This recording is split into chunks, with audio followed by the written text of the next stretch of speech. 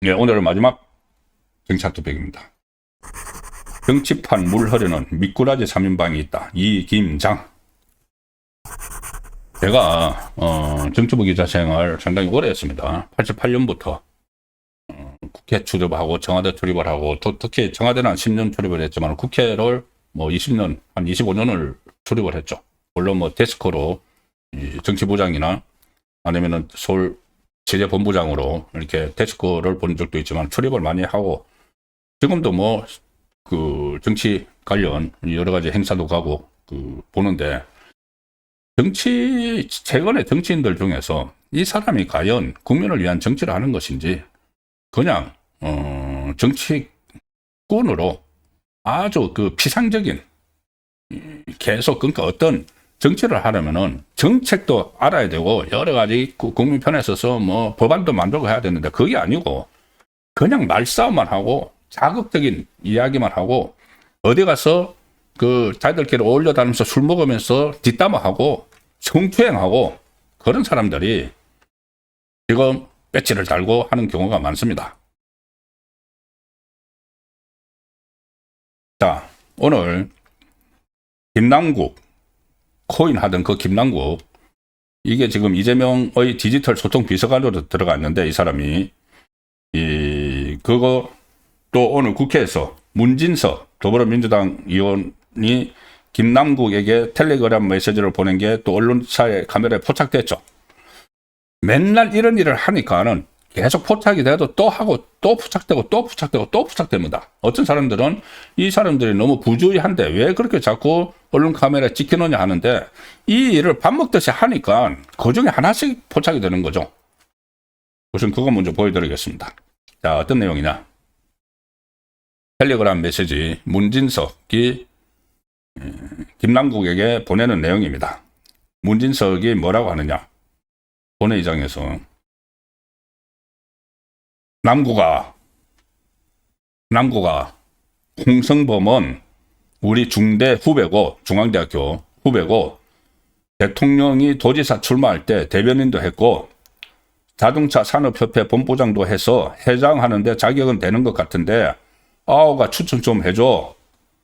너도 알고 있는 그 홍성범이다. 내가 추천하면은 강훈식 시장이 반대할 거니까 아우가 추천해줘봐. 이게 무슨 이야기입니까? 자기들 중앙대 동창인 이 홍성범이라는 사람이 지금 자동차 산업협회 본부장을 했는데, 이제 정권을 잡았으니까 자동차 산업협회 회장을 하고 싶어 한대. 그러니 너가 추천 좀 해줘. 나는 강훈식 실장, 비서실장한테 이야기하면 반대할 것 같아. 뭔가 뭐 서로 껄끄러운 사이가 있는 것 같죠. 자, 여기서 김남국이 이렇게 답신을 보냅니다. 네, 형님, 훈식이 형이랑 현지 누나한테 추천할게요. 그러니까는 문진석이 다시, 그래, 맞아, 잘 살펴줘. 이거 얼마나 참 간단하죠. 이게 민간에서 하는 겁니다. 이 한국자동차산업협회라는 것이 정부 기관도 아니고, 이 자동차 회사, 현대차, 기아차, 한국 GM 같은 완성차 기업들의 이익을 대변해온 단체입니다. 이게 그 전까지는 10여 년 전까지는 회원사들로부터 이제 후보 추천을 받아서 현대차, 기아차, 대우차 CEO급이 회장직을 맡았는데, 2011년부터 산업부 전직 고위 관료들이 그 회장직을 맡아서 다 간다. 근데 이번에는 가는 게 산업부 출신도 아니고, 그냥 이 사람을 보니까, 홍성범이라는 사람을 보니까 중앙대 정외과 나와가지고 뭐 민주당 정책위 부의장하고 그전에 노무현 후보 캠프에서 일하고 이런 사람인데, 이런 사람을 회장으로 넣는다. 이 회장이 연봉이 한 3억 원 가까이 된다고 합니다. 처음에 3억 원 안팎 이러는데 2, 3억, 뭐 2억 원이든 3억 원이든 2, 3억짜리 민간 단체 회장 자리를 저렇게 텔레그램 한 통으로 해결해 버리는 겁니다. 해결을 하는데 거기 누가 나옵니까?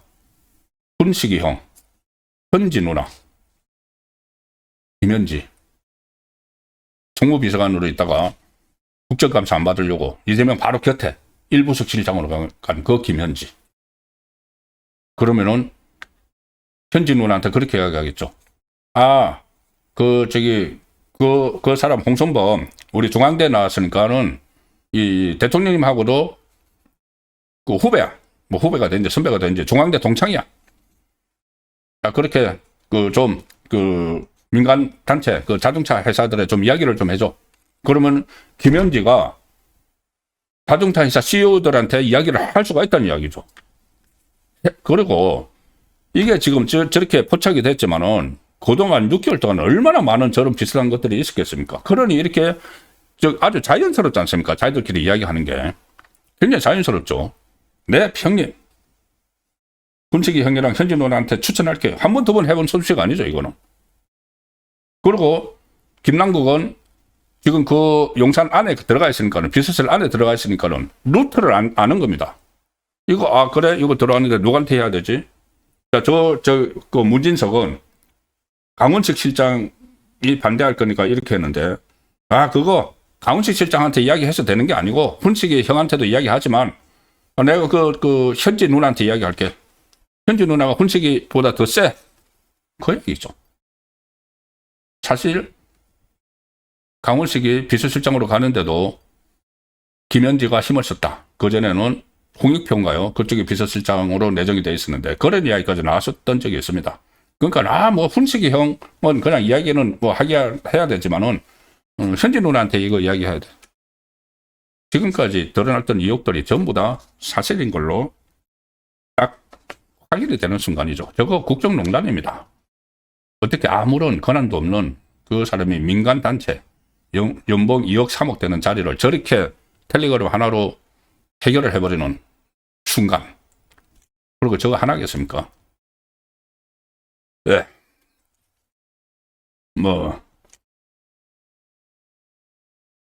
그리고 조금 전에 말씀드린 문진석하고 이 김남국은 이재명 측근 그룹이죠. 7인의 같은 멤버입니다.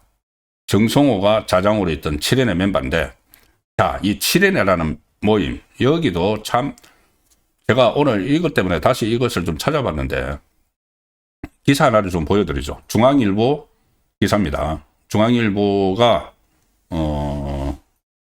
기사를 썼는데, 저거는 아마 2022년 대선 될 겁니다. 이재명 당선돼도 임명직 안 맡겠다. 이재명 최측근 7인의 선언. 자, 그때 임명직은 안 들어가겠다. 2022년 대선 때 선언을 했습니다. 그리고 갑자기 조기 대선이 이제 이루어졌으니까는 그러면은 이재명 정부에서 임명직을 안 받겠다고 했죠. 7인에. 그런데 지금 7인의 두 사람이 이 국정원 농단을 하는 그런 텔레그램이 확인이 됐죠. 거기다가 임명직 안 받겠다고 했는데 이재명의 좌장 정성호 지금 뭡니까? 임명직 법무부 장관이죠. 그 다음에 김병욱 용산 정무비서관입니다. 김남국 소통비서관. 문진석은 국회의원 하니까는 임명직 안 갖고, 김영진 국회의원 하니까 안 갖고, 다른 두 사람 임종성, 이규민은 피선거권이 아마 박탈되어 있을 겁니다. 선거법 위반으로 배치하라고 했으니까. 그러니까는 피선거권 박탈 안 된 사람들은 국회의원도 안 하고 있는 사람은 임명적으로 다 지금 보냈죠. 그런데 그것도 모자라서 국회의원으로 있는 한 사람하고 용산에 있는 한 사람이 이렇게 인사농단을 하는 그런 텔레그램이 결통이 난 겁니다. 자, 제가 이김장 했는데 제가 이제 김남국에 대해서 말씀드렸죠. 자, 장경태 성추행 의혹 사건. 뭐 본인의 데이터 폭력이다 어떨고 하고 뭐 이렇게 하지만 지금 그 자리에 있던 그 여성들도 이 성추행 쪽으로 지금 정언을 하고 있습니다. 그런 상황에서 오늘 법사위에서 이거 가지고 또 난리가 났죠. 오늘 이 국민의힘 신동욱 의원이 이 법사위입니다. 그래서 장경태가 저렇게 고소가 돼서 수사를 받아야 되는데 그 경찰을 다 이렇게 간호를 하는 법사위에 앉아 있으면 안 되죠. 그러니까 신동욱 의원이 장경태 나가라 했고, 뭐 그러니까 여기에 또 장경태가 반발을 해서 또 난장판이 됐는데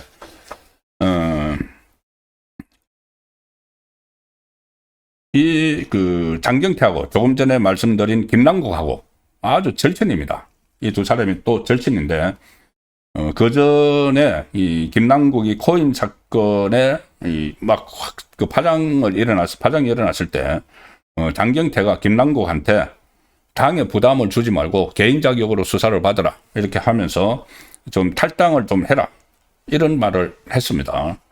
그게 이제 언론 보도에 났는데, 그런데 지금 장경태 본인은 지금 뭐 탈당은커녕 이 자기가 뭐 오히려 무고를 당하고 있다고 이렇게 나서고 있는 그런 상황이죠. 그래서 그것도 앞뒤가 안 맞는 이야기고, 과거에 이 코인 사태 났을 때 제가 왜 이 말씀을 계속 드리냐면, 이 세 사람이 왜 다른 여러 사람이 있지만은 이 세 사람이 정말 그 여의도 정치판을 흙탕물로 만드는 그런 이야기, 그 행위를 많이 한다고 해서 제가 말씀드리는 겁니다. 김남국 코인 사태가 났을 때 그때 이 김남국을 또 장경태가 옹호를 하는 그런 일도 있었습니다. 그 기사도 한번 보여드리죠. 60억 코인 김남국에 장경태 검수한 것도 쟤냐, 뜯어진 운동화 정말 신는다, 이런 식으로 김남국을 막 두둔을 했었죠. 그때 김남국이 이 방송에 나와서 자기는 37,000원 주고 산 운동화에 구멍이 났다, 그리고 돈이 없어서 호텔 대신 모텔 생활을 한다, 이런 주장을 하면서 그렇게 막 이야기를 하니까는 후원금이 막 갑질을 했죠. 그런 논란이 있는 데다가 60억 코인 보유가 논란이 됐는데, 그래서 여러 가지 의혹들이 막 불거졌고 지탄을 받고 있는데, 장경태는 그거를 옹호를 한 겁니다. 옹호를 한 절에서 그때 또 논란이 됐었죠.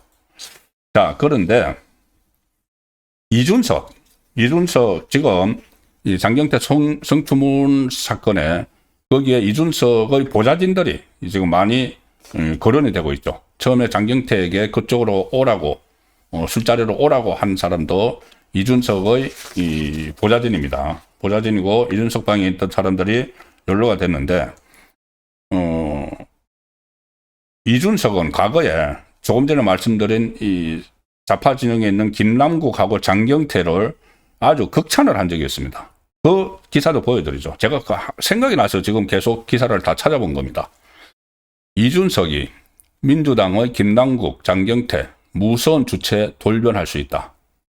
이 두 사람을 아주 높게 평가를 합니다. 왜 그러냐? 그때 이준석이 국민의힘 당대표 후보로 나섰죠.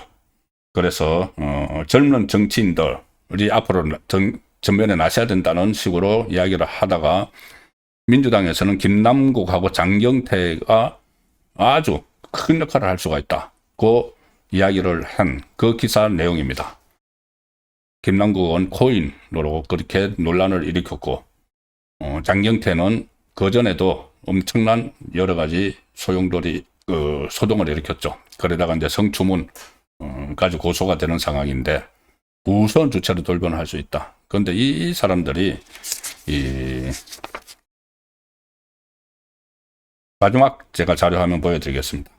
오늘 제가 여러 가지 생각들이 나서 한번 자료를 찾아봤던 겁니다. 5인 이상 집합금지 위반 장경태 이준석 반성 죄송하다.